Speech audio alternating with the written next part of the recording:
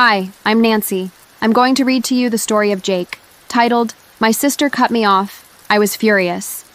Until I saw the eviction notice and realized it was the kindest thing she could do. This is how it happened. I spent a year and a half sacrificing my dignity, my savings, and my family, just to hear two words: get out. And the person who said it wasn't a landlord, or my boss, or even the police. It was my sister, and she was standing in her own house. But here's the absolutely unbelievable truth I'm finally ready to face. I was the one who deserved it. The moment my wife, Cassandra, looked at the woman who was paying our rent, paying her car loan, and essentially paying for her life, and called her a stupid leech, I knew I had crossed a line I couldn't uncross. Ruby turned, she walked away, and the door clicked shut. I was left behind with the sound of my wife's triumphant, cruel laughter ringing in my ears. I felt nothing but a wave of self-hatred so hot it nearly choked me. I have to be honest with you. This is the part I've avoided telling anyone, especially myself. This wasn't a small favor or a temporary loan. This was a financial prison I had personally built around myself and Cassandra. My sister Ruby, the smart dentist who worked 80 hours a week and was focused on building a real life, became the sole founder of my entire adult existence. It started with our wedding. Cassandra wouldn't settle for less than the best. The venue, the flowers, the photographer, it all meant asking Ruby for a $18,000 check. Ruby wrote it without blinking, and Cassandra barely offered a thank you. But the real rot set in later. When my commissions tanked in sales, Cassandra flat out refused to get a job. She said she was meant for a lifestyle, not a cubicle. So, for a solid year, Ruby covered our $1,400 monthly rent. Do the math on that. I was already in for over 20 grand before you count the $320 a month car payment for Cassandra's SUV that Ruby also paid. I became a low-life thief in my own family. I was a man who knew his successful, decent sister was being verbally abused and financially exploited by his entitled wife, yet I let the abuse continue. Why? Because I was terrified of one thing: losing the money. Losing the money meant losing Cassandra. My own pathetic cowardice was the most expensive thing I owned. I was trapped in a hell of my own making, silently watching Cassandra call Ruby pathetic, jealous, and a useless woman in a barrage of texts she'd show me with pride. I kept my mouth shut every single time. Why? Because the rent money was due. When Ruby finally did the only thing she could, when she cut the financial cord, I was consumed by a blinding, deafening rage. I screamed into my pillow, I broke a mug, and I called her the selfish one. But then the bills piled up. The landlord changed the locks. I was evicted, homeless, living in the spare room of my parents' house. I was left with nothing but Cassandra, and that's when I finally saw the true monster behind the beautiful facade. Ruby's tough love didn't just force us out of an apartment, it forced Cassandra out of my life, saved my elderly parents from her tyranny, and finally forced me to look in the mirror. If you are watching this, you need to hear about the precise moment I realized I had to lose my wife, my home, and over $50,000 to finally gain my soul back.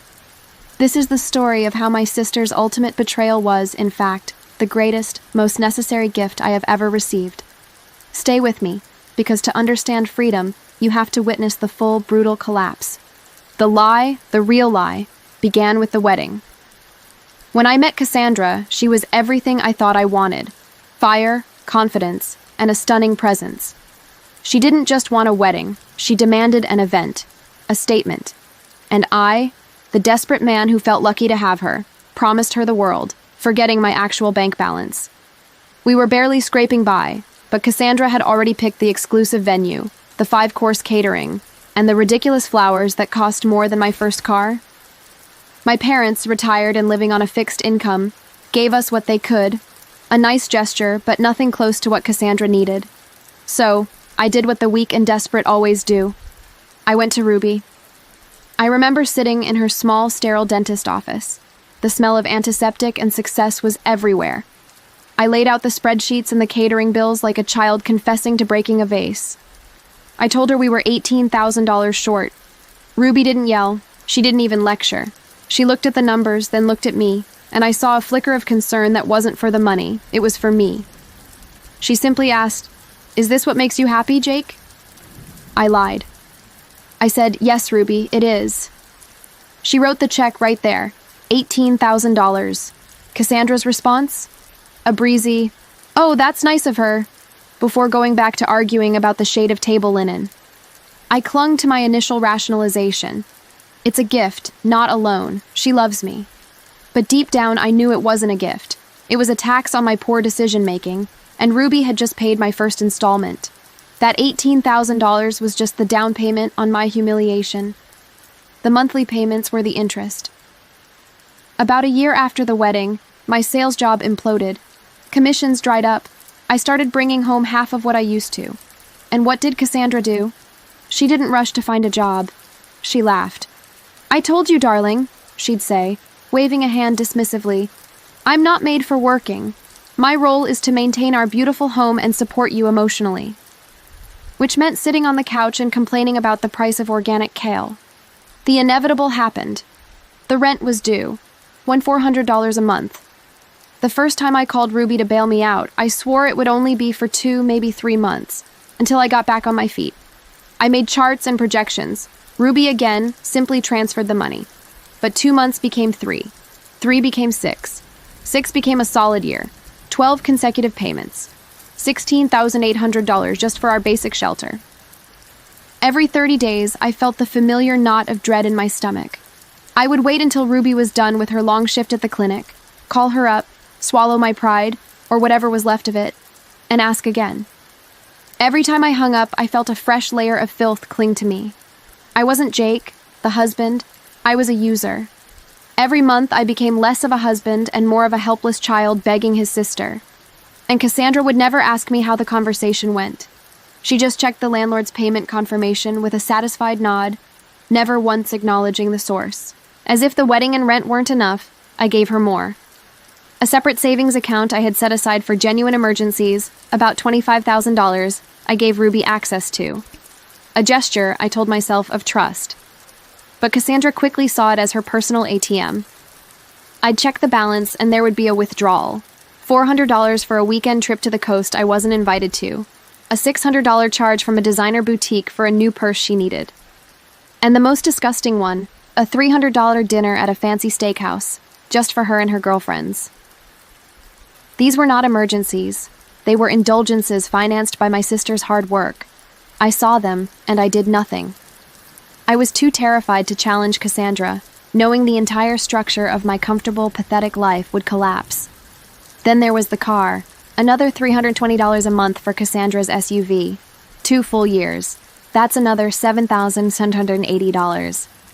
So let's tally the damage that Ruby graciously covered, only to be called a leech for the wedding, the car, the rent, the withdrawals. We are well over $50,000. My sister was running a small, heavily indebted charity for my sake. And my final realization in this whole miserable chapter? It wasn't just Cassandra who was enabling my bad behavior by refusing to work. Ruby was enabling me by refusing to let me suffer the consequences. And I was enabling Cassandra by refusing to be a man. We were all tangled in the same suffocating $500,000 lie. I was enabling Cassandra and Ruby was enabling me. But the system was about to crash, and it would start with a weekend trip to a quiet lake house. To live with a lie that big, over $50,000 and counting, you have to build an equally big delusion. And Cassandra was the master architect of that delusion. She didn't just accept Ruby's money, she convinced herself, and slowly convinced me, that Ruby was the one who needed us. It was a slow, systematic poisoning. Whenever Ruby would transfer the rent money or pay a bill, Cassandra would immediately twist it. Look at her, Jake, she'd scoff. She's so work-obsessed she has no life. No husband, no kids, just a dental clinic. This money, it's cheap therapy for her. We're giving her a purpose. I clung to that narrative like a lifeboat. Why? Because if Ruby was just a lonely, sad spinster finding purpose by funding our fabulous life, then I wasn't a parasitic failure. I was simply helping my sister achieve some kind of emotional fulfillment. It was a perfect, self-serving lie. I told myself I was protecting Cassandra, but really I was protecting my own weakness. If I had to admit Ruby was a good, generous person being ruthlessly exploited, I would have had to confront my own role as the pathetic enabler. and I was simply too cowardly for that. The lake house was the perfect symbol of Cassandra's delusion of ownership. Ruby bought that small cabin near the water as her sanctuary, her escape from the stress of being a clinic director. It was her quiet space, and she gave my parents and me keys out of pure generosity. Cassandra treated it like a second home she'd earned. She never asked. She would simply inform me, "We're going to the lake house this weekend. Call your sister and tell her not to be weird about it." She let her friends know it was her cabin. The moment she acquired the key, it became her property in her mind, and by extension, my property. We rarely even thought about Ruby using it. We let her convince us Ruby was lonely, that we were doing her a favor using her quiet lake house, giving it life and fun. We were living in this bizarre, entitled bubble. It was pure, unadulterated privilege, and every quiet, tranquil space Ruby owned, Cassandra felt entitled to colonize and disrupt. The delusion was now total. Ruby existed to facilitate our lifestyle, and anything she owned was merely awaiting our use. The hardest part about living in that delusion was hearing the nagging voice of doubt, my conscience, and immediately crushing it.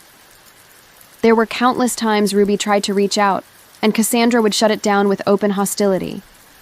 I remember one family dinner, about 6 months into the rent payments. Ruby, just trying to be nice, asked Cassandra about her career goals. Cassandra froze the table with this condescending smile and said, "Ruby, some of us are meant to marry well. Not everyone has to chase teeth and be alone in a clinic until 80. The air went cold. Ruby's face flushed, a genuine flash of pain. My parents didn't speak up, and I immediately jumped in with a stupid joke about my golf game to diffuse the tension. I silenced my own sister to prevent an awkward conversation with the woman who despised her. Then there was the phone incident. Ruby called me one afternoon, clearly stressed, and asked if I could maybe not use the emergency fund that month. She had an unexpected tax bill. Cassandra snatched the phone, put it on speaker, and said, "Oh, I'm sorry, Ruby. Is your little old maid fund running dry? Perhaps you should work another double shift. We're going to need that money." I saw the rage in Ruby's eyes through the phone screen. I grabbed the phone back, muttered an apology, and quickly hung up. The voice of doubt screamed, "You are a disgusting puppet, Jake. She is ruining your family for a few months of rent." But Cassandra just shrugged and said, "See? She's so needy." And I forced the doubt down. I accepted Cassandra's version of reality because the financial alternative, facing the consequences of my own failures, was too terrifying to contemplate. I was choosing comfort over character, every single time, and that choice led us directly to the doorstep of the final, irreversible betrayal. I remember that Friday evening perfectly. It was a beautiful drive, but I wasn't feeling the usual relief. I'd been covering for my boss for weeks, working long, exhausting hours, and I knew Ruby must have been doing the same. She deserved that quiet weekend. I knew, rationally, she was going to the lake house. But as I rounded the final bend, the peace shattered. There were lights everywhere, blaring, and 3 cars. One was ours, Cassandra's silver sedan, the one Ruby was paying for. The other 2 were her parents' monstrosity of an SUV and some cousin's truck I didn't recognize. The music was already thumping. It wasn't the sound of a quiet weekend. It was the sound of a full-blown party. My stomach dropped. I immediately felt sick, not because they were there, but because I knew Ruby was coming. I knew this was the one weekend she had off, the one weekend she desperately needed her sanctuary. And because of my wife's complete lack of respect, they were ruining it. I didn't feel anger toward Cassandra. I felt this sudden, terrifying panic. I slammed my car into park down the road, too paralyzed to approach. My mind wasn't thinking about a good time. It was frantically calculating how to clean up this disaster before my sister arrived. I sat there for 5 minutes, trying to call Cassandra, but the music was too loud. I could literally feel the impending disaster building up with every beat of that bass. This wasn't about a borrowed key anymore. This was a direct, head-on collision between my sister's right to peace and my wife's aggressive entitlement. And I was standing right in the middle, frozen in cowardice. When Ruby finally walked in, the music cut out. It was like someone had dropped an ice block in a bucket of boiling water. All 10 people in the room, Cassandra's relatives, my in-laws, turned to stare at her. They didn't look guilty or embarrassed. They looked annoyed, like she was a rude interruption. Cassandra was definitely tipsy, her face red with cheap wine and self-importance. She planted her hands on her hips, not asking, but accusing. "What are you doing here?" Ruby, my sensible professional sister, just stood there, holding her grocery bags, her pasta sauce, her bottle of wine, her shampoo, the tangible signs of the quiet, normal weekend she deserved. The look of confusion, then hurt, then pure disbelief that crossed Ruby's face broke something inside me. And in my mind, a frantic, desperate internal monologue started running. "Do something, Jake. Say, this is our sister. You need to go. Say, we'll leave. Say anything." But the words were stuck. My throat was dry. All that came out was a pathetic, half-formed cough. I was a puppet with his strings cut. Then came the arrogance. Cassandra just laughed and pointed to her family. "We have a key, so we can come and relax whenever we want." That claim of ownership over Ruby's hard-earned sanctuary, in front of all her relatives, sealed my fate. My wife was a brazen thief, and I was her silent lookout. Ruby tried to be calm. She simply said they needed to finish their party and go home. That's when Cassandra delivered the killing blow. She turned to her parents, loud enough for everyone to hear, and sneered, "Why is this stupid leech even here?" Then she looked right into Ruby's eyes and shouted, "Get out of here before we kick you out ourselves." That was it. That was the moment. The final, brutal, unforgivable betrayal. Ruby didn't fight. She didn't yell. She just straightened her spine and she gave a small, terrifying smile. It wasn't happy. It was devastating. It was the smile of someone who has finally, clearly seen the enemy and made a decision. She looked at me one last time, a silent, powerful question that I couldn't answer, and then she simply said, "Okay, I'll leave." Ruby looked at me, waiting. I had a split second to save my family. Instead, I just looked at the spilled beer on the coffee table and said nothing. I looked at the money in my sister's hand and chose a party over my blood. My cowardice was confirmed. As the door closed, the raucous laughter and shouts, "Lonely woman! Stupid old maid!" resumed instantly. But I didn't join in. I just stood there, paralyzed, holding a cheap paper cup of wine, watching the door. I knew I had just witnessed the complete destruction of my relationship with my sister. And I knew, with a certainty that chilled me to the core, that I deserved whatever hell was coming next. Because the most shameful part of the entire exchange, Ruby leaving was the greatest gift I had ever received. It was the moment she stopped enabling my life and started planning my rescue, and I was too blinded by fury and denial to see it. The morning after the party was worse than the night itself. The house stank of cheap beer and stale entitlement. Cassandra was glowing. She was proud of her performance.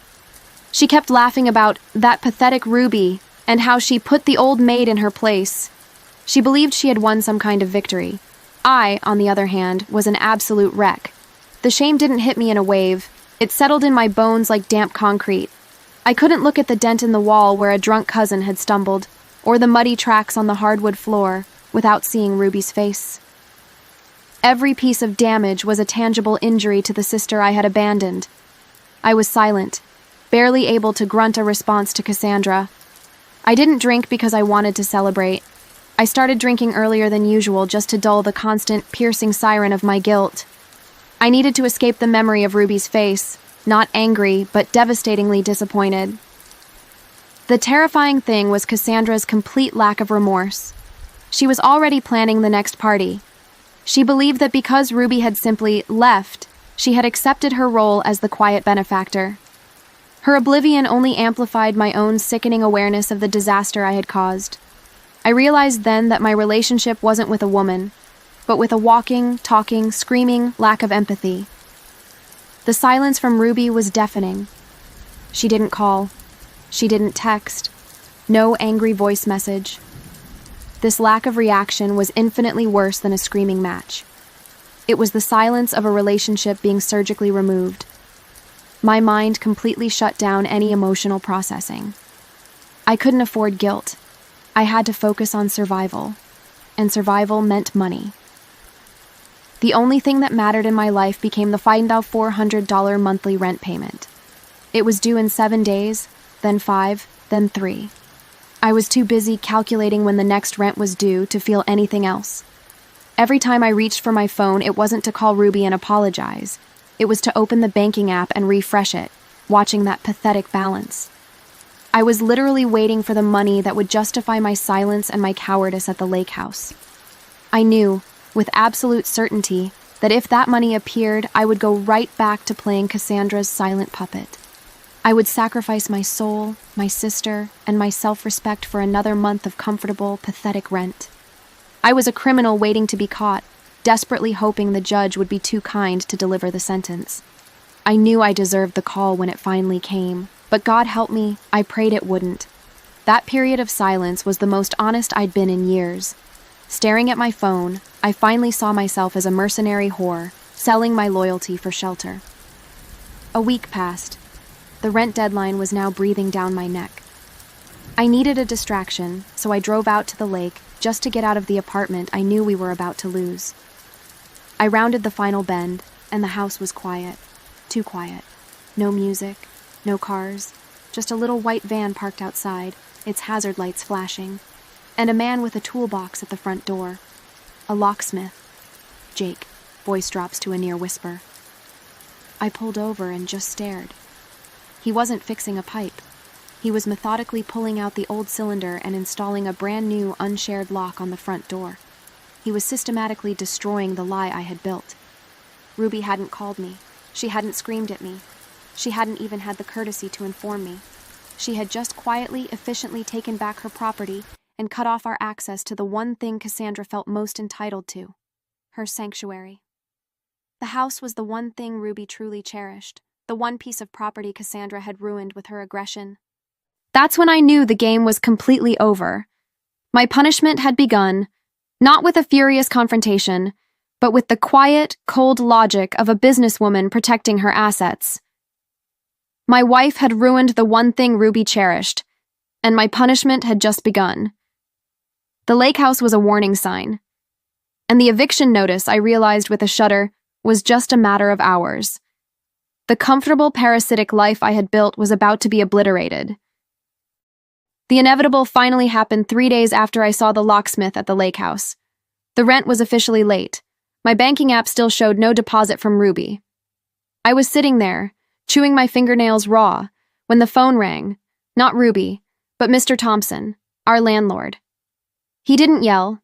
He just said the automatic payment had failed, and he wanted to know if I'd fixed the issue. My heart hit the floor. The shame was a physical blow. I mumbled some excuse and hung up. I knew what I had to do.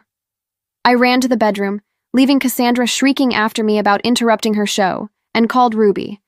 My hands were shaking so badly I almost dropped the phone. I tried to keep it casual, pitiful. Hey Ruby, just calling about the rent. Did you forget to hit send on the app? There was a pause on the other end. No anger, no malice, just a cool, professional distance that cut me deeper than any curse word. Her voice was steady, calm, the voice of a CEO making a calculated business decision. No, Jake, I didn't forget. I'm not paying your rent anymore. I actually stammered. But why?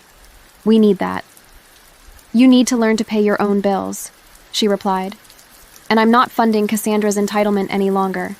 You made your choice at the lake house, and now you have the consequences. Don't call me about money again. And then she was gone. Click. I walked back into the living room, feeling like a husk. Cassandra saw my face and erupted. She grabbed the phone from me, frantically called Ruby back, then screamed obscenities into the void when Ruby didn't answer. The apartment, my safe little cage of denial, descended into utter, terrifying chaos. Cassandra was now fully focused on survival, but her survival meant attacking anyone who stood in her way. I had officially run out of people to hide behind. The chaos at home soon spilled over. Cassandra was panicking, but she directed all her venom at Ruby and me. Our parents, who were horrified by the whole fiasco, arranged a mediation at Ruby's apartment a few days later. It was the most humiliating day of my life. My father, who is the gentlest man alive, sat there with his hands clasped, pleading with Cassandra to apologize. And she refused, launching into a furious defense of how Ruby deserved it, and how she was just jealous of our marriage. That's when Ruby reached for her phone. She looked at our parents, not at me, and said, "Mom, Dad, this isn't about the money anymore. This is what she sent me." Jake, voice heavy with shame. She didn't show the nice texts. She scrolled through and displayed the vile ones. The texts calling Ruby an old maid, ugly, and jealous because we had a real family. My mother gasped. My father's face went white with fury, not at Ruby, but at Cassandra. And my reaction? My absolute failure of a reaction? Even as I saw the physical disgust on my parents' faces, I still tried to defend her. I stepped forward and stammered, "She was just stressed, Ruby. She didn't mean it." I was beyond saving at that point. I was arguing against photographic evidence of my wife's cruelty just to maintain the status quo. Ruby looked at me with such profound pity, I almost wished she had screamed. She didn't have to say anything. Her eyes said it all. "I cut off the money to save you, Jake, and you still choose the woman who is destroying you." That conversation ended immediately, with my father ordering Cassandra out of the apartment. 2 weeks later, the final blow arrived. The official eviction notice. It was taped right to the front door. I stared at the legal jargon, and the realization hit me with the force of a truck. Ruby hadn't just taken her money back. She had forced me to face my complete failure. The packing was pure, cold humiliation. Cassandra raged and shouted about where she was going to live. I was silent, moving through the motions. The eviction notice was a sign of my complete failure. I couldn't even provide basic shelter for myself. The part that made me finally feel the full sting of the leech comment was where we had to go. We had no money for a security deposit, no other options. We had to move into my parents' smaller home. I knew, as I unlocked my childhood front door, that I wasn't just bringing myself home. I was inflicting the monster I had married onto the two most generous, innocent people I knew. The cycle of dependency was instantly transferred. We were homeless leeches living off the kindness of others, just like Ruby said, only now it was my parents we were bleeding dry. The shame was paralyzing, but I was still blind enough, still cowardly enough, to cling to Cassandra. I truly hit rock bottom, but I hadn't yet found the courage to climb out. That courage, ironically, would be forced upon me by my wife's next and final act of cruelty. Moving back home should have been a moment of reflection and humility. Instead, I simply transferred my role as Cassandra's silent observer to a new, smaller stage. My apartment had been a financial burden. My parents' home was a precious sanctuary, and I had just delivered a monster into it. The cycle of entitlement immediately began, but this time the victims were innocent, elderly, and completely defenseless. Cassandra didn't believe she was a guest. She acted like a paying, highly demanding tenant.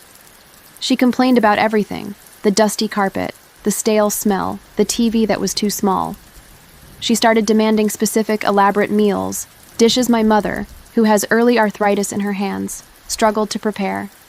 Cassandra would sit there, barely looking up from her phone, and critique my mom's cooking, saying things like, "Why is the seasoning so bland? You need to try harder, Mom." The emotional abuse was relentless. She'd snap at my father for turning the volume up. She'd sigh loudly when my mother asked her to pick up her clothes. I watched my parents shrink. They were kind, generous people trying to save their ruined son, and their reward was being terrorized by the person I chose to marry. Every sigh my mother let out, every pained look my father gave me, was a mirror reflecting my own moral failure. I had allowed Cassandra to drain Ruby's life, and now I was silently allowing her to drain my parents' dignity. My father is a quiet man, and he'd been suffering in silence, trying to give me time to figure things out. He has a history of back trouble from a workplace injury years ago, something everyone in the family knows. One Saturday afternoon, Cassandra decided she absolutely needed to rearrange the living room. She wanted the old wooden entertainment unit moved to a corner across the room. I was out briefly, running a pathetic errand. I came home and walked into the living room, and the air froze. There was my father, pale, straining, clearly in pain, pushing the ridiculously heavy cabinet across the carpet, And there was Cassandra, standing over him, arms crossed, tapping her foot, urging him on. "A little faster, Dad. We don't have all day." I looked at that scene, and something finally, violently snapped inside me. It wasn't the money. It wasn't the shame. It wasn't the eviction notice. It was the sight of my selfish wife forcing my kind, physically vulnerable father to work for her vanity. Ruby's voice, her quiet dignity at the lake house, suddenly roared in my head. I yelled, the first time I had truly yelled at Cassandra in our entire relationship. I grabbed the cabinet, shoved it back against the wall, and got right in her face. Ruby's money was gone, and so, finally, was my wife's mask. The illusion of the beautiful, high-maintenance woman vanished, and I saw her for what she was, a cruel, narcissistic leech who attacked anyone who showed her kindness. The argument that followed that incident was the only real, honest conversation we ever had. I didn't defend myself. I just told her that the woman I loved never existed. The only person I had ever truly betrayed was myself. That night, I slept on a cot in the basement. The next morning, I walked out, and I called a divorce lawyer. Ruby hadn't just saved me from financial ruin. She had cut me loose from emotional servitude. I realized then that she hadn't been wrong about the leech, but she was wrong about who it was. The money wasn't the leech. Cassandra was the leech. And by taking away the money that sustained her power, Ruby had given me the one thing I needed to finally stand up and cut her out of my life. I had been forced to choose, and for the first time in years, I chose myself. The path to reconciliation with my sister was still long, but the first step, filing for divorce, felt like the deepest, cleanest breath I'd taken in a decade. The divorce was messy, but fast. Once I finally stood up to Cassandra, all her power dissolved. Without Ruby's money to fight over, she quickly shifted her focus to finding her next wealthy target. She signed the papers, I moved out of my parents' house, and just like that, the monster was gone. The feeling wasn't immediate joy. It was a profound, exhausting relief. I finally got a new sales job, a better one this time, where I wasn't just working for a commission, but for my dignity. I didn't get a new fancy apartment. I got a decent small place that I could afford entirely on my own. When I paid that first month's rent, without having to make a single pathetic call to Ruby, I felt more successful than I ever did driving Cassandra's car or throwing parties at the lake house. I started seeing someone new, Amy. She was kind, grounded, and understood that my past had made me fiercely protective of my independence. There was no demand for a lifestyle, only an appreciation for honesty and hard work. I was standing on my own 2 feet, and for the first time in years, I felt like a whole person. I was no longer a coward. I was a man who had earned his own clean slate. I knew I couldn't move forward without making amends. The divorce was about Cassandra. The hardest part was facing Ruby. I didn't call her about money or to ask for help. I called her and asked if I could buy her a coffee. When I saw her, I didn't launch into excuses about Cassandra. I looked her in the eye and kept my apology specific, raw, and sincere. I brought up the most painful moments, the leech comment, the ruined lake house, and my cowardly silence that entire year. I was an idiot, Ruby, I confessed. I was a financial parasite, and you were completely right to cut me off. You didn't owe me a dime. I was letting that woman destroy you, and I am profoundly sorry. You deserved my loyalty, and I chose my own comfort. She didn't immediately forgive me. She simply listened. And then she smiled. A soft, genuine smile, not the cold, devastating one from the lake house. She said, "I hated doing it, Jake, but I had to watch you choose for yourself." And when she reached out and hugged me, it wasn't a tight, emotional hug. It was a simple, familial hug. But I felt clean for the first time in years. The debt was still there, but the shame, the real, psychological debt, was finally starting to lift. We were brother and sister again, not debtors and benefactors. My journey from fury to freedom was brutal, but simple. My sister cut me off. I was furious. Until I saw the eviction notice and realized it was the kindest thing she could do. Ruby wasn't trying to punish me. She was trying to save me. She knew that as long as she was providing a comfortable floor, I would never find the courage to stand up and walk away from Cassandra. She forced me to hit a bottom so low that the only way left was up. The loss of that one $400 monthly check was the surgical scalpel that removed the tumor of entitlement and cowardice from my soul. She wasn't trying to punish me. She was trying to save the brother she knew I could be. And because of her tough love, I finally got my life back. Thank you for staying with me through this long, shameful journey. It took losing everything to gain everything. If you've ever had a painful moment where you realized a family member's tough love was the only thing that saved you from ruin, a moment of clarity born from crisis, I want to hear about it. Let me know your story in the comments below. How did you thank the person who saved you? And don't forget to like and subscribe if this story resonated with you. I'll see you in the next one.